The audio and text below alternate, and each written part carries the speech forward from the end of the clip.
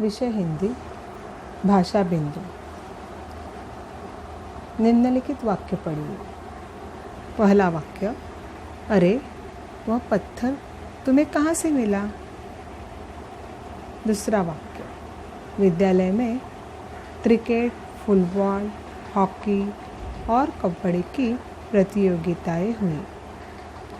तीसरा वाक्य, आलस्य मनुष्य का शत्रु है, इससे दूर रहो। इन वाक्यों में बीच बीच में जो चिन्ह आए हैं उन चिन्हों को व्याकरण में विराम चिन्ह कहते हैं। आज हम विराम चिन्ह के बारे में जानकारी लेंगे। विराम का अर्थ है रुकना या विश्राम लेना। वाक्य पढ़ते समय कहाँ रुकना है और कितना रुकना है यह सूचित करने तथा वाक्य के भाव को स्पष्ट करने के लिए विराम चिन्हों का प्रयोग किया जाता है। विराम चिन्ह 9 प्रकार के होते हैं। 1 पूर्ण विराम, 2 अर्ध विराम, 3 अल्प विराम, 4 प्रश्नार्थक चिन्ह, 5 विस्मयादिबोधक चिन्ह जिसे उद्गार चिन्ह भी कहते हैं, 6 इकहरा उद्धरण चिन्ह, 7 दोहरा उद्धरण चिन्ह, 8 योजक चिन्ह, 9 निर्देशक चिन्ह। पहला विराम चिन्ह है पूर्ण विराम, उसे हिंदी में खड़ी पाई भी कहते हैं। पूर्ण विराम यानी पढ़ते समय जिस स्थान पर वाक्य समाप्त होता है वहाँ पूर्ण विराम का चिन्ह लगाया जाता है। मराठी में हम बिंदु लगाते हैं, टिम्ब लगाते हैं और हिंदी में एक ऊभी रेखा खींची जाती है जिसे खड़ी पाई कहते हैं। पूर्ण विराम के वाक्य है, पहला वाक्य, तुम मेरी मदद कर सको तो बड़ा उपकार होगा। दूसरा वाक्य है, घमंडी दांत अब निरुत्तर थे। दोनों वाक्य के अंत में जब वाक्य समाप्त हुआ तब जो चिन्ह दिया गया है उसे पूर्ण विराम कहते हैं। दूसरा विराम चिन्ह है अर्ध विराम, एक बिंदु नीचे स्वल्प विराम, इस चिन्ह को अर्ध विराम कहते हैं। वाक्य पढ़ते समय जहाँ अल्प विराम से अधिक और पूर्ण विराम से कम रुकना हो वहाँ अर्ध विराम का प्रयोग होता है। 2 वाक्य जोड़ने के लिए जिस चिन्ह का उपयोग करते हैं उसे अर्ध विराम कहते हैं। जैसे उदाहरण के तौर पर, अच्छा है तुम भी साथ चलो, 1 से 2 भले। अच्छा है तुम भी साथ चलो, यह एक वाक्य है और दूसरा वाक्य उसको जोड़ा है 1 से 2 भले। दूसरा वाक्य है, यह विद्यालय से घर आता, कपड़े बदलता, फिर कुछ खाता। तीनों वाक्य अलग अलग है। वह विद्यालय से घर आता एक वाक्य है, कपड़े बदलता दूसरा वाक्य है, फिर कुछ खाता उसे ही हम लगाकर उस वाक्य को लिखा है, इसलिए अर्ध विराम चिन्ह का उपयोग किया है। तीसरा विराम चिन्ह है अल्प विराम, जिसे मराठी में हम स्वल्प विराम ही कहते हैं। वाक्य पढ़ते समय जहाँ थोड़ी देर रुकना हो वहाँ अल्प विराम का प्रयोग किया जाता है। जैसे उदाहरण के तौर पर, हम 32 घनिष्ठ मित्र हैं, 1 से 1 मजबूत, लो तुम्हारी चांदी की कुल्हाड़ी। इसका उपयोग, इस चिन्ह का उपयोग हम कई बार करते हैं। जैसे कि माँ ने आज खाने में चावल, रोटी, सब्जी, कुछ मीठा बनाया था। यह लिखते समय हम हर एक शब्द के बाद इस चिन्ह का उपयोग करते हैं। चौथा विराम चिन्ह है प्रश्नार्थक चिन्ह। जहाँ प्रश्नसूचक वाक्य में अंत में प्रश्नार्थक चिन्ह लगाया जाता है। हम किसी को जब प्रश्न पूछते हैं तो हम आखिर में प्रश्न चिन्ह देते हैं। आपको सबको मालूम है, आप रोज प्रश्न उत्तर लिखते ही हैं। तो प्रश्न चिन्ह कहाँ लगाया जाता है, कब लगाया जाता है, इसके बारे में आपको जानकारी है। यहाँ उदाहरण के तौर पर दिया है, जैसे आप मध्य प्रदेश से उत्तर प्रदेश कैसे आए, यह प्रश्न पूछा है। दूसरा प्रश्न है, तुम्हारे कपड़े क्या रोज़ लॉन्ड्री में धुलते हैं। देखिए, प्रश्न अगर पूछा जाए तो आखिर में जिस चिन्ह को हम लिखते हैं, जिस चिन्ह का प्रयोग होता है, उसे प्रश्नार्थक चिन्ह कहते हैं। पांचवा चिन्ह है विस्मयादि बोधक चिन्ह, जिसे उद्गार चिन्ह भी कहते हैं।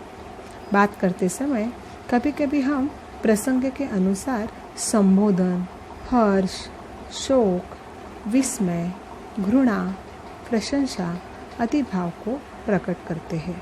ऐसे भाव को प्रकट करने को विस्मयादि बोधक चिन्ह या उद्धरण चिन्ह कहा जाता है। जैसे उदाहरण के तौर पर, वाह क्या फूल खिले हैं।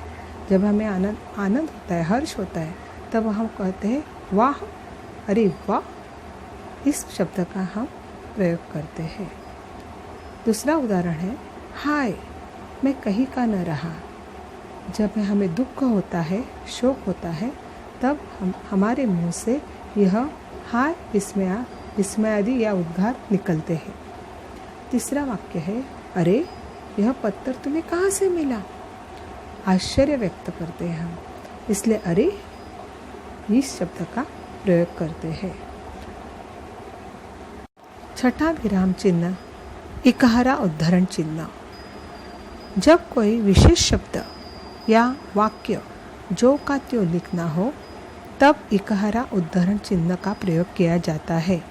जैसे सच ही कहा है, बुरे काम का बुरा नतीजा। हमें इस वाक्य में बुरे काम का बुरा नतीजा, इस वाक्य पर ध्यान देना है, इसलिए हमने इसे एकहरी उद्धरण चिन्ह में डाला है। दूसरा वाक्य, रमन की वर्षगांठ मैं कभी नहीं भूल सकता। रमन की वर्षगांठ, इस शब्द को विशेष ध्यान देना है, इसलिए उसे भी एकहरी अवतरण चिन्ह में डाला है। मेरे तीसरा उदाहरण लिखे, जैसे कि मैं आपको यहाँ लिखा नहीं, लेकिन मैं आपको बताती हूँ कि जैसे कि मेरे कुत्ते का नाम मोती है। मोती इस नाम को एकहरी उदाहरण चिन्ह में लिखा जाता है। सातवां चिन्ह है दोहरा उद्धरण चिन्ह। वाक्य में जब किसी का कथन या उसके कहे गए वाक्य जो कि त्यों लिखने हो, तब दोहरे उद्धरण चिन्ह का प्रयोग किया जाता है। जैसे कि उदाहरण के तौर पर, आदित्य ने पूछा, अनुराग जी कैसे आना हुआ। आदित्य ने पूछा, आदित्य ने क्या पूछा। यह वाक्य हमें दोहरे अवतरण चिन्ह पे लिखना है। दूसरा वाक्य, डॉक्टर ने कहा कुछ सीरियस नहीं है।